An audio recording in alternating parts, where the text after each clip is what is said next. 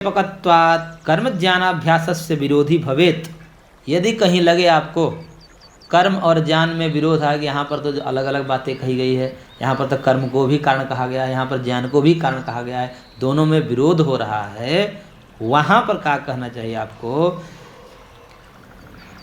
कि ज्ञानाभ्यासस्य विरोधी भवेत तदा, ज्ञानाभ्यास का कर्म विरोधी हो जाए, ऐसा आपको लगे कहीं पर, कहीं भी लगे तो एक युक्ति दे रहे हैं आपको कि ज्ञानाभ्यास का विरोधी कर्म होने लगे तदा गुणलोपेन गुणिन इति न्यायेन प्रधान रक्षणार्थम अंगभूतम कर्मैव त्याज्यम जड़ भरतादिवत इत्याशयाद इति।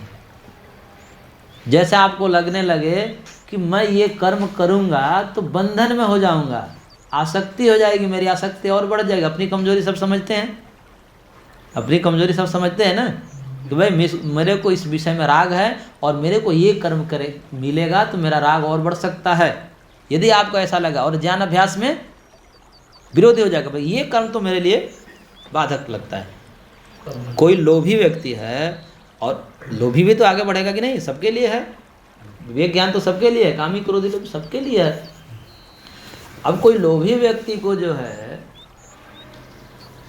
मुक्त होना है, उसको पैसे वाले पद पे बैठा दीजिए। अब क्या होगा, उसका ज्ञान अभ्यास बाधित होगा कि नहीं होगा? एक तो पहले से लोभ है और फिर वैसे पे बैठा दिए, अब उसका ज्ञान का अभ्यास बाधित होगा, फंस सकता है इसमें। ऐसे स्थलों पर क्या करना चाहिए? ऐसे कर्म का त्याग कर देना चाहिए। और किसका चयन करना चाहिए? ज्ञान का चयन करना चाहिए।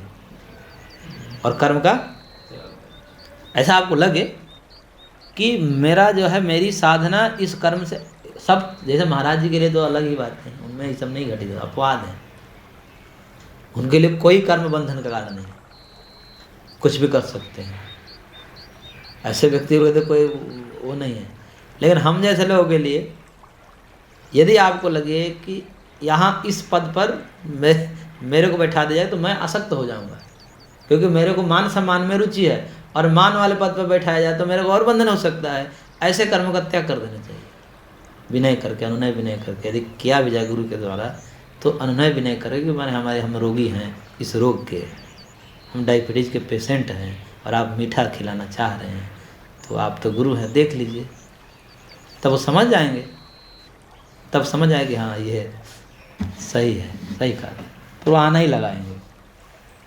अब आप डायबिटीज़ के पेशेंट हैं और गुरु मधु दे रहा है, मधुर द्रव्य दे रहा है, आप ले लिए, गुरु का प्रसाद है। अरे गुरु का प्रसाद, अपना रोग भी तो बताइए।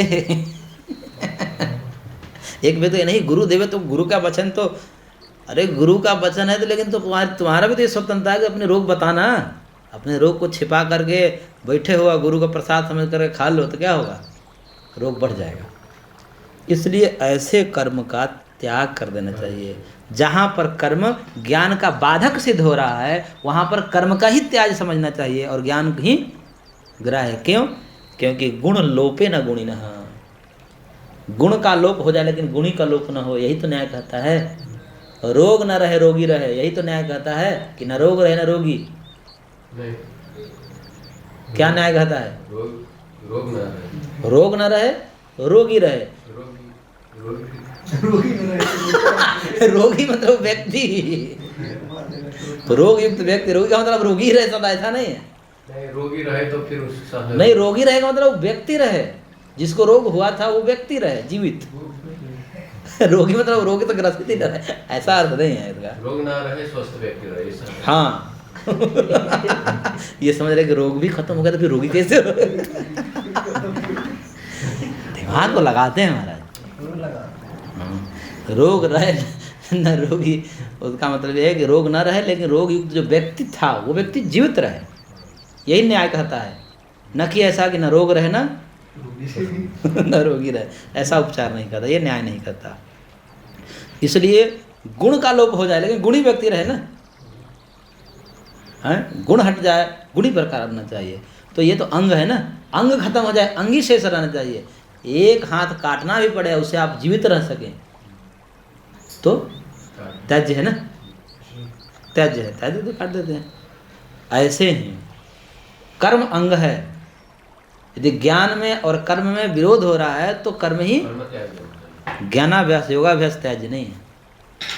योग के अभ्यास कर्म क्या है, योगादि, वो त्याज नहीं, उसका चयन करिए। इस स्थिति में ज्ञान कर्म त्याग करना चाहिए। सारे कर्मों का त्याग नहीं है बस। ठीक है। क्यों? जड़ भरतादि वद इत्याशया, जड़ भरतादि के समान समझना चाहिए। जड़ भरत की कुछ कहानी है, वो हमें भी पता नहीं। बताइए, कुछ जोड़ के बता दीजिए। हाँ, जड़ भरत को आसक्ति हुई थी ना, हिरण में आसक्ति हुई थी। जड़ भरत, भरत जी, भरत एक महर्षि हुए, मुनि हुए थे, बहुत तपस्वी थे। उनका अंतिम में राग हो गया था उसमें। किसमें? हिरण में। हिरण उनके जंगल, उनके आसपास रहता था, रोज घूमता था। तो एक हिरणी जन्म देकर मर गई। वो कहेंगे अब कैसे बेचारा वो जीव तरह उसको पाल लिया। अब हिरण बड़े वो होते हैं, पल जाते हैं ना, पीछे पीछे आपको घूमेंगे। हाँ, हिरण साथ साथ घूमते, जहाँ बैठेंगे वही बैठे। तो वो ऐसा हो गया था कि उनके बिना वो रहे, जहाँ जहाँ बैठे ध्यान करे तो वही सूंघता रहता, बैठता रहता है। तो इतना राग हो गया कि उसके बिना वो रह नहीं पाते। थोड़ी देर आंखों भी तो पता ना बाघ तो नहीं उठा ले गया, फिर ध्यान को छोड़कर जाते, कहाँ गया खोजने, फिर उसको खिलाते पिलाते वो करते। ऐसे में इतनी आसक्ति हो गई तो मरते समय कहते कि हिरण की स्मृति बनी रही उनकी। मरते समय हिरण की वृत्ति बन गई, इसलिए अंतमति सुगति, ये नियम है ना कि जो है यम यम वापि स्मरण भाव त्यजते कलेवरम तम तमेवेति कौन्तेय सदा तद भाव भावितः। जिस भाव से भावित होकर के व्यक्ति मरता है फिर वही जन्म लेता है।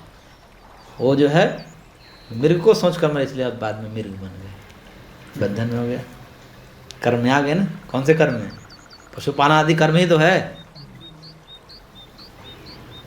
लेकिन अब उनको लगा कि आपके ज्ञान में, आपके योगाभ्यास में जो कर्म बाधक बन रहा है तो आपको त्याग देना चाहिए। वहाँ पे दोष नहीं होता, वहाँ दोष नहीं होगा। जीव को छोड़ के कहाँ जीव मर रहे हैं, रोज बचा पा रहे हो आप? आपके सामने जो घटना घटा उसको तो पहले देखना पड़ेगा। ऐसी घटनाएं रोज घट रही है, आप रोज नजरअंदाज करके चल रहे हैं। अष्टांग योग की कहाँ पालन हुआ चाहे? आप बाजार में जाते हैं, मुर्गा बंद है कि नहीं बंद है? आप बाजार में जाते हैं ऐसे और मुर्गा को पिंजड़े में बंद करके ले जाते हैं, वो काटने वाले काटते हैं, क्या करते हो आप? कुछ नहीं कर पाते। यहाँ ज्ञान दे रहे हैं। कुछ नहीं कर पाते। वहाँ यही भगवान से कहना चाहिए, भगवान इसका भी कल्याण करो, इसकी माँ मर गई, देखो आप तो सर्व समर्थ हैं, आपके लिए क्या है इसकी रक्षा करना। हम असमर्थ हैं, हम क्या करें? हमारे पास न कोई मठ मंदिर, न कोई। कैसे असमर्थ? अरे एक सन्यासी की बात कर रहे हैं जिसके पास कुछ नहीं है, घर द्वार छोड़ चुका है, 1 रुपया नहीं, चवन्नी नहीं है, वो ऐसे सन्यासी की बात हो रही है यहाँ पर। वो क्या करेगा? सद्भावना का अतिरिक्त और कुछ नहीं कर सकता। भाव रखेगा, वहाँ स्मरण करेगा भगवान को, इसका भी दुख दूर हो जाए, भगवान से प्रार्थना करेगा, तो जो है उसको दोष नहीं लगेगा। वहाँ थोड़ी भावना, करुणा आनी चाहिए। तो ये भाव ही आपका कल्याण कर देगा। यदि आप उसका न भी करो ना, भाव यदि है, जैसे दुखी व्यक्ति को देखते हैं कि हॉस्पिटल में आते हैं, ऐसा लगता है कि इसको, किसी को इलाज के पैसे नहीं, उसको देख रहा है, बताओ इलाज वगैरह मर गया, ऐसा होता है ना। तो उसमें दया आती है कि आज पैसा होता तो मैं दे देता उसको, ऐसे दया आती है। अब नहीं है तो नहीं है तो क्या करें? भाव करिए, भगवान इसका दूर करिए, ऐसा करुणा की दृष्टि। भाव में करुणा हो। हाँ, प्रैक्टिकल नहीं करना है। नहीं, केवल भाव से आपकी सदगति हो जाएगी। कर्म गौण है, कर्म गौण है। यदि आप भावपूर्वक कर्म नहीं कर रहे हैं तो विहित कर्म भी पाप हो जाता है। भाव दोषो उपधा अदोषो अनुपधा, वैशेषिक का सूत्र है। यदि भावपूर्वक विहित कर्म भी आप पढ़ रहे हैं, पढ़ा रहे हैं, यज्ञ कर रहे हैं, करा रहे हैं, भाव ही नहीं है, दूषित भाव है, ठगना है उसको, कितना से कितना जो है पंडित ये सोच रहा है ज़्यादा से ज़्यादा कैसे खींच ले इनसे पैसा, और वो सोच रहा था कैसे हम कम में इनसे करवा लें। दोनों खींचाता नहीं कुत्सित भाव से कर्म कर रहे हैं, क्या होगा उससे, और कहने को कर रहे हैं पुण्य कर्म। और दोनों सोच रहे हैं ना, वो सोच रहा है कि हम धर्म के काम कर रहे हैं, पंडित भी कह रहा है ना कि हम भाई पुण्य का काम कर रहे हैं, वो भी सोच रहा है कि हम भी धर्म का काम कर रहे हैं। कुछ नहीं हुआ उससे। क्यों? शुद्ध भाव नहीं है, किसी के कल्याण की भाव नहीं है। अरे उसका भी कल्याण हो, वो पंडित को भी उचित दक्षिणा दीजिए। पंडित को भी चाहिए कि यदि यजमान असमर्थ हैं तो उसको करवा दीजिए, ज़्यादा प्रेशर मत डालिए। दोनों को चाहिए। तो ये भाव शुद्ध हो गया ना यहाँ पर। तो शुद्ध भाव से किया हुआ कर्म ही वास्तव में धर्म का उत्पादक होता है, अशुद्ध भाव से किया गया कर्म पाप ही होता है। ये वैशेषिक के 6ठे अध्याय में बड़ी विस्तार से बताया है।